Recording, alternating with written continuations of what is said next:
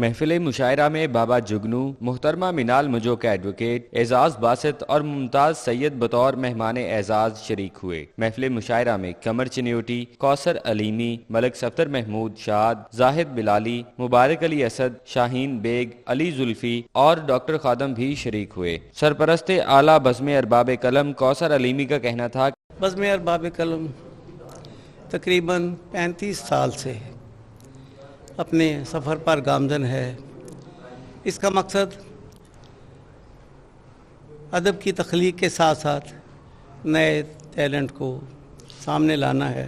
محفل مشاعرہ میں ایم اصغر مشتاق، ناصر علی ناصر، عامر علی عامر، ملک یونس، آصف رضا آصف، سجیل کلزم، اشتیاق اسجد اور الطاف عاجز نے اپنا کلام پیش کیا اور خوب داد وصول کی۔ کہ درد دل کوئی کسے اپنا سنائے دوستو،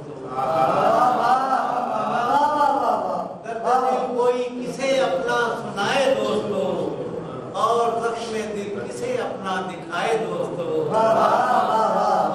معروف شاعر ملک صفدر محمود شاد کا کہنا تھا کہ اس بزم میں شعراء کو ایک دوسرے سے مل بیٹھنے کا موقع ملتا ہے، کلام پر تنقید بھی کی جاتی ہے اور داد بھی دی جاتی ہے۔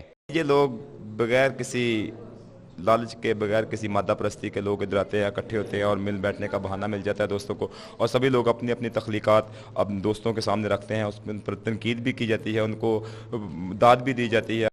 شعر و ادب سے جڑے یہ لوگ اپنے کلام میں الفاظ کی مالا پروتے ہوئے اس انداز میں زندگی کے تمام پہلوؤں کا احاطہ کرتے ہیں جو بلا شبہ قابل ستائش ہے۔ کیمرامین محمد معظم کے ساتھ ذوالقنن طاہر، فیصل آباد۔